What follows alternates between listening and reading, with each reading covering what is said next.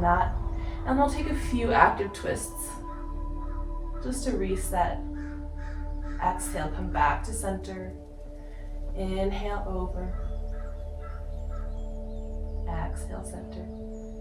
Good. Then this next one, we'll twist over to the right and allow the knees to go all the way down.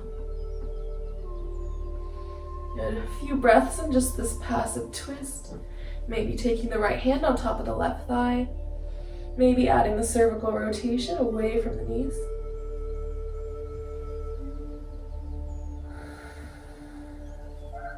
And every inhale, more length through your spine. Every exhale, creating more space in your abdomen to twist as you press all that air out.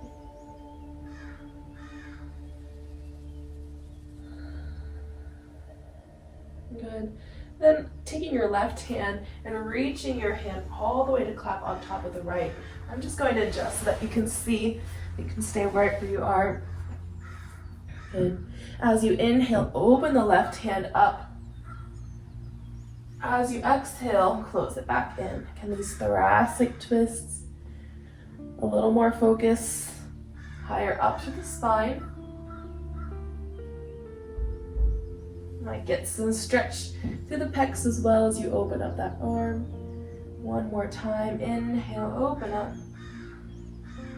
Exhale to close.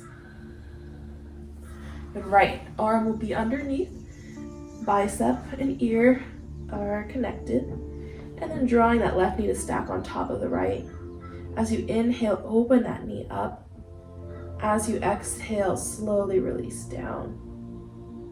Again, you control your resistance, how much work you want those muscles to do. Moving slower, moving with a heavier quality. As you move down, resisting the pull of gravity. As you pull up, imagining a band around your thighs. Continue to use your breath. Inhale to open, exhale to close.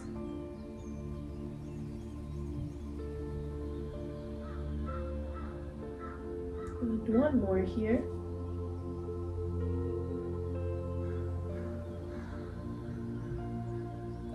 And then extend the legs out long. Again, rather than being behind you, take the legs a little bit in front. The abdominal muscles are engaged.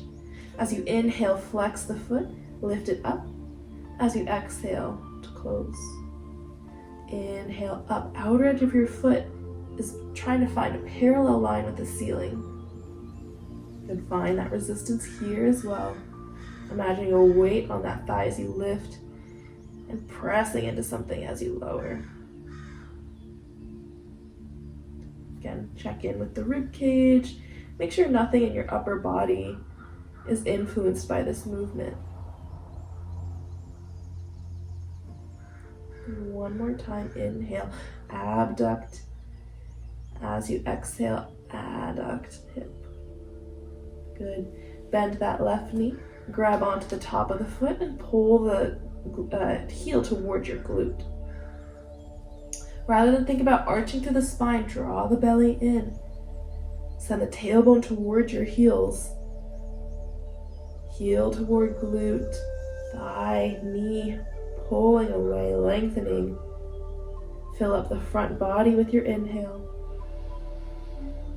Find a little softening, heaviness with your exhale. One more round.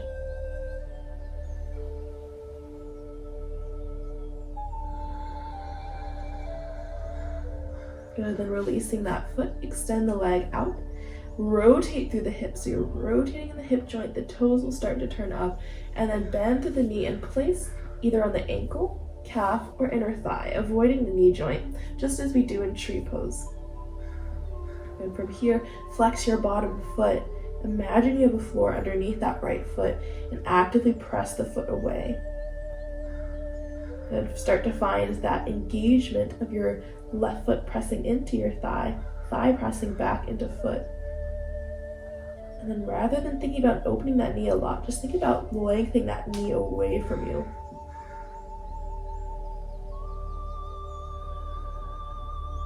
Just as if you were in tree pose, standing Find your drishti, a single point of focus. There is less balance work here. How still can you make this position? How little can you waver?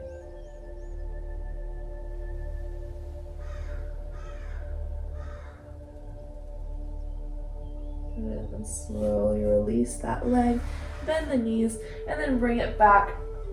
Lying onto your back, hug your knees in towards your chest. I'm just gonna rotate to face the other way again. Good. Hugging your knees in towards your chest. Take a full round of breath here.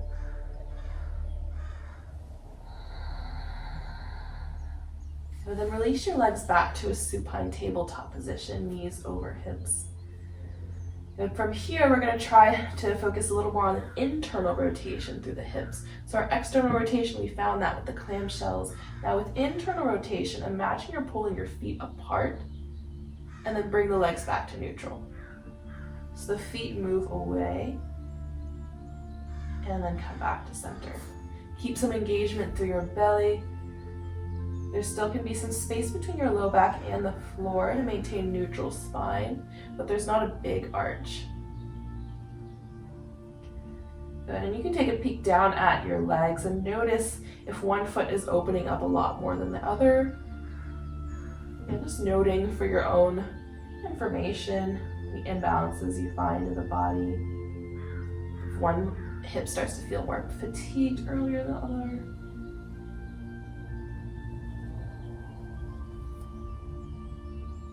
Good, take two more here, rolling apart and relaxing in. One more. Good, take the knees, hug them back in towards your chest. Little rock side to side. Good, we'll take those legs back out to supine tabletop once more. Take your hands and find them underneath or around your hamstrings. Now we're going to use the legs as a resistance and focus on our biceps. Good, so from here, start to press the legs away from your hands and then curl your arms in, so bending at the elbows and pulling on your thighs. And then as you inhale, extend the legs back out. As you exhale, find some resistance. Press the thighs away as you pull the arms in. Inhale to extend.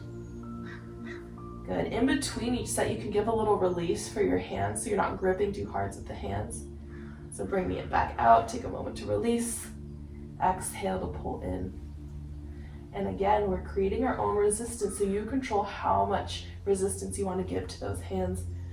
Pressing the thighs away as you pull in. And even on the way out, you can press the thighs away from you and try to resist with the arms as you extend out. So getting both a concentric and eccentric contraction as you maintain that resistance on the way out.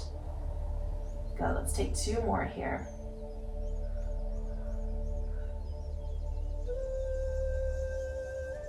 Last one. Pulling it in. Resisting on the way out. And then relax the feet down onto the floor. Relax the arms and give them a little shake. Wiggle the fingers. Take a moment. You might start to feel some heat in those arms.